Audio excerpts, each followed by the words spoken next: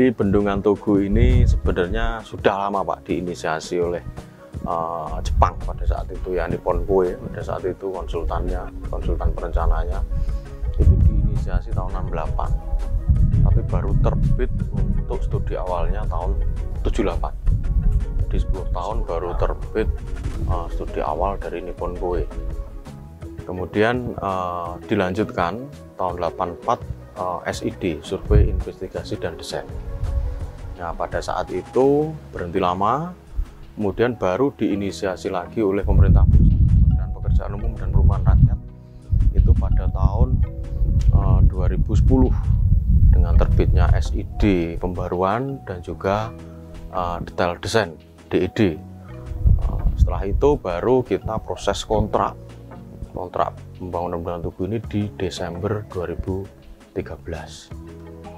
Itu untuk kontrak tahap 1 pembangunan Bendungan Tugu yang meliputi pekerjaan geologi yang di bawah ini, jadi pekerjaan pondasi Bendungan Tugu sampai dengan pekerjaan pengelak.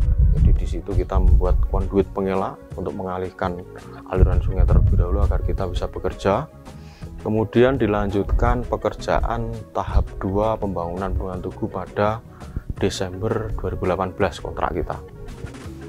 Dan juga barengan dengan pekerjaan spillway pembangunan Bendungan Tugu, spillway-nya atau pelimpahnya itu juga berkontrak pada Desember 2018. Dan akhir kontraknya itu sebenarnya di Desember 2021 ini. Tapi alhamdulillah sebelum Desember ternyata kita sudah bisa menyelesaikan. Ya, alhamdulillah Pak. Itu Pak.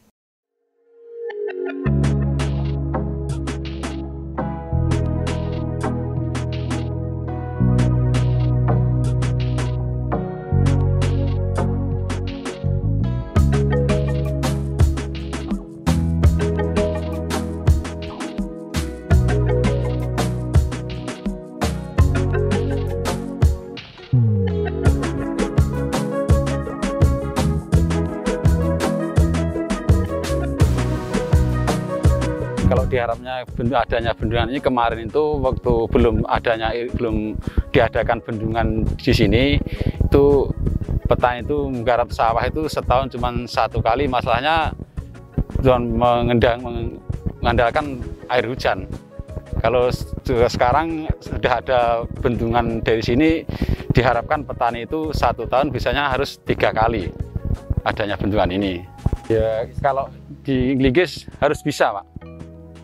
Harus bisa, kalau adanya bendungan ini harus sawah yang di bawahnya bendungan itu harusnya diusahakan bisa minimal 1 tahun 3 kali padi Pak. Sebelumnya ada bendungan kan belum ada jaringan irigasi, kan masih petani hanya nanam 1 kali 1 tahun kan gitu. Nah ini kan adanya bendungan, kan masyarakat itu ya petani kan mohon diadakan irigasi kan gitu ya, secepatnya lebih bagus kan gitu toh Pak. Itu permohonan petani kan itu.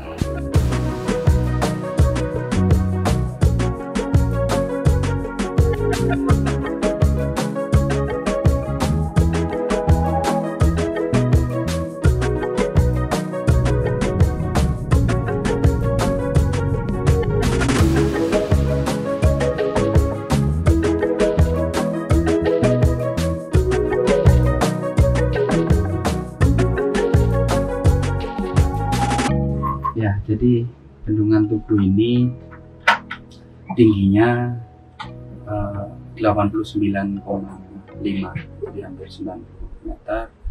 Kemudian dibangun di lokasi yang luasnya kurang lebih sekitar 47 sampai 50 hektar di Bendungan Tugu ini, dan biaya yang sudah dikeluarkan untuk pembangunan bendungan ini sekitar 1,6 triliun.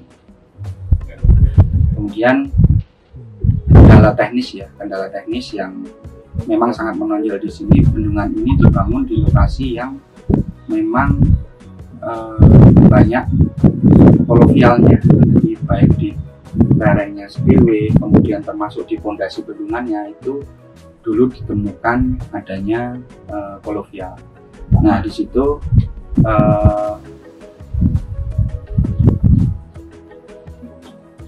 proses dalam rangka menangani itu memang cukup panjang, tapi alhamdulillah semuanya bisa diselesaikan dengan baik dan akhirnya bisa diresmikan pada tanggal 30 November 2021.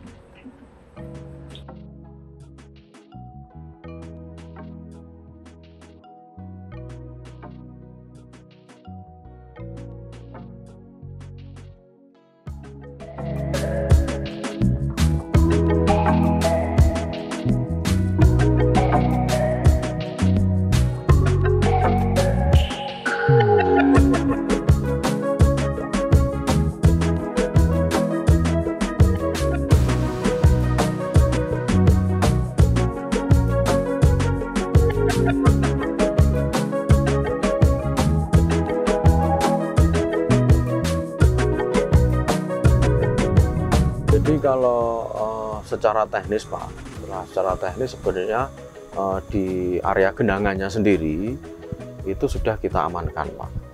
Jadi di area genangan itu misalkan memang di situ dulu lahan longsoran, gitu ya. Setelah ada air, dia pasti akan lebih lebih stabil nantinya untuk dinding longsoran itu. Tapi di hilir yang harus kita perhatikan, di hilir bendungan itu harus kita perhatikan longsoran-longsoran yang terjadi. Memang tanahnya di tebing-tebing yang sebelah kanan bisa Bapak lihat, di situ ada geomet dengan vegetasi. Itu kita menanam di situ namanya akar wangi, Pak. Nah, itu kenapa kita pakai vegetasi? Enggak kita beton sekalian, kenapa sih? Kan banyak pertanyaan nih di situ. Kenapa tebing itu kok nggak dibeton sekalian, Pak? Nggak di shotgrid sekalian? Nah, yang pertama alasannya, shotgrid itu hanya bisa kita gunakan pada area batuan. Batu lapuk bisa kita gunakan. Tapi kalau ini strukturnya, geologinya ini tanah koluvial, nggak akan bisa. Pasti akan copot lagi, akan longsor lagi. Tapi kalau batuan, kita tutup shotgrid. Batuan yang dulunya batu lapuk, ini akan terlindungi, Pak, dengan beton itu. Ya kalau di sini sudah ada wisata Pak, nanti warga kan ya bisa jualan kopi apa gimana Kak, di warung-warung di pinggir jalan kan bisa Pak, kan gitu. Ya kalau yang bisa kerja di sini, yang tidak mau kerja di sini kan dia jualan di pinggir jalan nggak apa-apa, di lokasi mana yang boleh dijualin kan gitu loh Pak.